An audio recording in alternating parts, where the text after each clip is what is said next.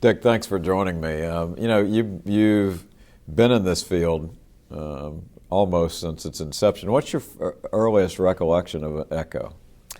Well, I was a fellow at Stanford in cardiology, and I had just come out of my obligatory military service, and Rich Pop was there, and he had a single M-mode echocardiograph, and I saw him using this thing, which seemed unique. I'd never seen anything like that, and I asked him, what was this?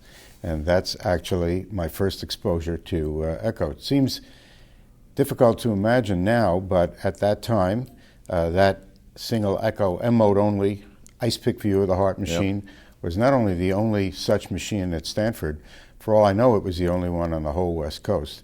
After I had been a fellow for a year, Rich went off to do his military service, and I became Dr. Echo for the whole Stanford medical complex, the only one who actually knew how to use the machine. And that's how I actually got involved in echocardiography. When are we talking about? We are talking about 1969, 1970, 1971. Okay. And Dick, what was the echo machine? For the viewers of this, what did it look like? I mean, and how did you record stuff? It looked like a large video cassette recorder. If you can go back to probably the early 90s, as videotape was recorded then. We recorded on Polaroid photographs. You had to pull the Polaroid out. You had a single sweep of the M-mode recording. It was M-mode only, of course. Right. Single sweep across the oscilloscope. You had to time the time exposure correctly to get one sweep, otherwise you'd get overlapping images. Pull it out, wait the minute or so it took the Polaroid to develop. I do remember toward the end of my fellowship, the company that was making those machines, SmithKline, developed a radical new model where the main difference was, instead of the M-mode sweep being vertical from bottom to top, it was horizontal. In other words, they had just rotated the oscilloscope 90 degrees. This was, at the time, a revolutionary advance. Hard to believe today. Hard to believe. Remember, just look at me. Trying to know it's hard not to look at Al. So was it M-mode when you left Stanford? What happened when you left Stanford, when you got through with your fellowship? After my fellowship, I moved to the University of Iowa and introduced echocardiography there. M-mode echo? M-mode only, you bet. And it wasn't until Joost Roland and his colleagues in Rotterdam started publishing their results with the early two-dimensional echoes that echo was seen, to me at least, to be more than an M-mode only device.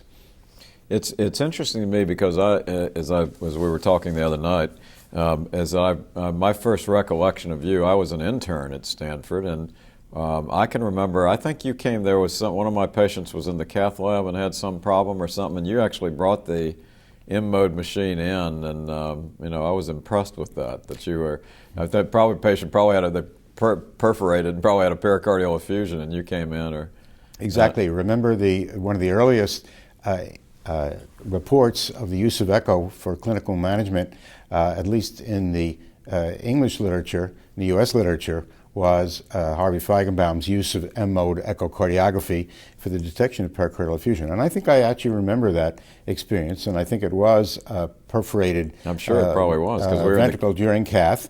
Patient had pericardial effusion, and since I was the only one there who knew how to use the machine, I was the go-to person for detection of emergency detection of pericardial effusion. Dick, as you look back, and we can go in a bunch of different directions, but looking where we are today and where we were then, so we're talking the late 60s, is it hard to envision, or is it just sort of really fascinating to look at how far we've come? Well, it's to me, having lived through that whole time, it's really not hard to envision because I've been so involved in echocardiography for the whole period. But it is astonishing to think back what an echo meant then and what an echocardiogram means today in terms of the amount of information. But we weren't so bad at deriving information from those old M-mode tracings. And after all, M-mode is even still used today, although much diminished in use and importance. And a lot of the things that we intuited from the M-mode echoes, I think, are easily demonstrated today, but it's gratifying to see that we weren't wrong. How did you get active in the American Society of Echo, or what's your recollection of the American Society of Echo? Because it was about this time that Harvey and the organization was coming up off, was being born. That's right. Well, let's see. We're going back to the, I guess, mid-1970s, and I had been at the University of Iowa for 4 or 5 years, and we'd published some papers, and Harvey Feigenbaum called and said, we're putting on these courses in echocardiography in Indianapolis, and we'd like you to come be a faculty member. And I was a young assistant professor. You were very honored, weren't you? I was flattered, I was honored, I was thrilled, and the course was great. I can't remember anymore exactly what I spoke at, but I learned a lot.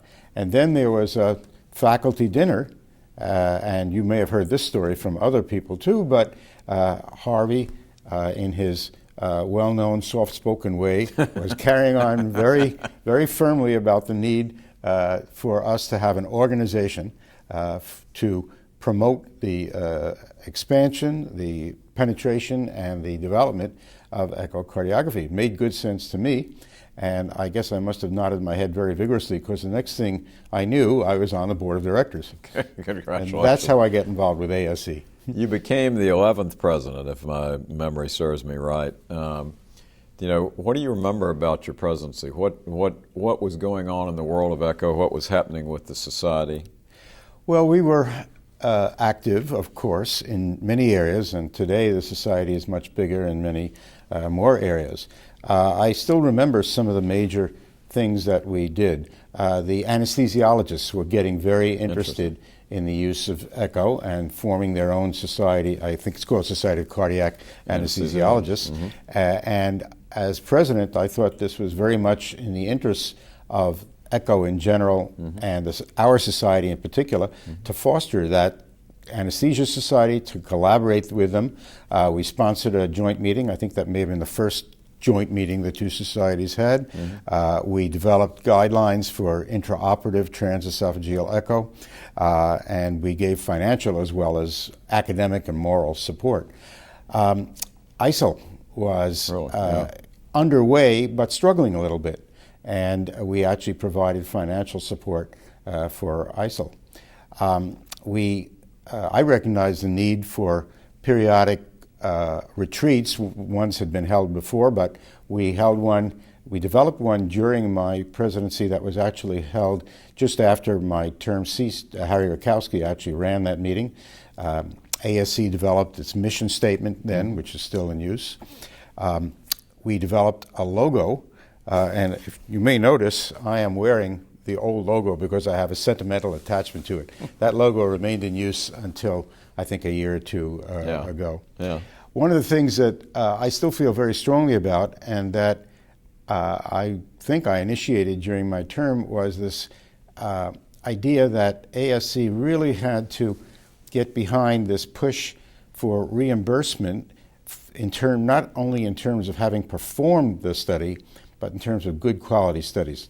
I don't mean to say I initiated that idea, but I think in terms of positioning the society firmly behind it. And we began to talk about the need to have accreditation and certification and to make that a requirement for reimbursement. Now that is an idea that's still in progress, still happening, but spreading fast, I think.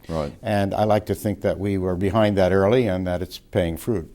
Were when we look at, we're doing this interview at the time of our 20th annual meeting that Al and Jules really got up off the ground. It's why do you keep coming to these meetings? Well, for one thing, I enjoy seeing old friends, like the guy who's interviewing me. Right. And it's a great ex-president's dinner.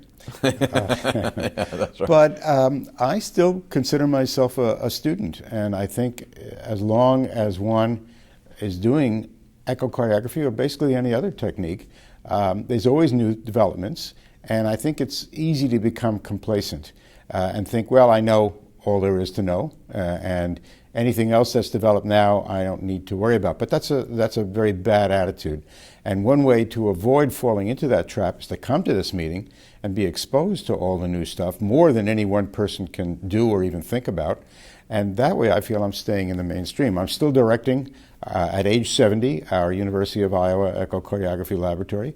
And I think to do that right, I need to know what's going on in the world. And that's why I come. Well, that's the answer I was looking for: the vibrancy of the field, and the intellectual stimulation of the field. Plus, you and I and all of us have been doing this for a long time understand the impact of the field. Absolutely, it's had. Are you excited to think about where Echo will be in 10 to 15 years? Well, not where we'll be, but where will Echo be in 10 to 15 years? Yes, well, hopefully we'll be here to see where Echo will We'll have the Walker Society.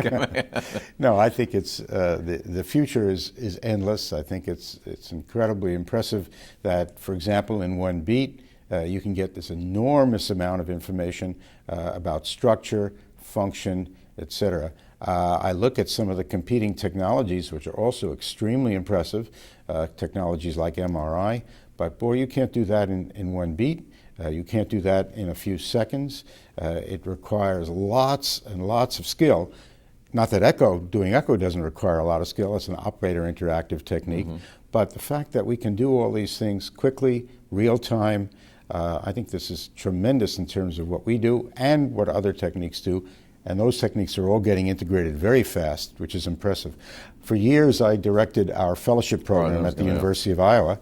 Fellows in those days could choose cath or echo or invasive electrophysiology. But now, you don't choose echo, you choose modalities of imaging. Right. And I think that's to everybody's good. And so that's the exciting stuff that's happening that I find very exciting. Well, we all appreciate all that you've done and everything. Is there a sort of a fond memory that you think back over the years of Echo? I mean, it could have been in the 70s. It could be, last week. I mean, is there? It could be people. Could be technology. Well, I actually think of one moment when this was even a year or two before Harvey Feigenbaum was kind enough to invite me. I'd been at Iowa 2 or 3 years. We'd published a few papers. People at Iowa knew what I was doing. I wasn't so sure anybody else knew or possibly even cared. That's right. And then I got invited to speak at several courses by people who are still active in our society. And that means a lot to a young person, that kind of recognition. And it happened because of the field I was working in and the way other people in the field were willing to share information, to bring up new people, get new people involved.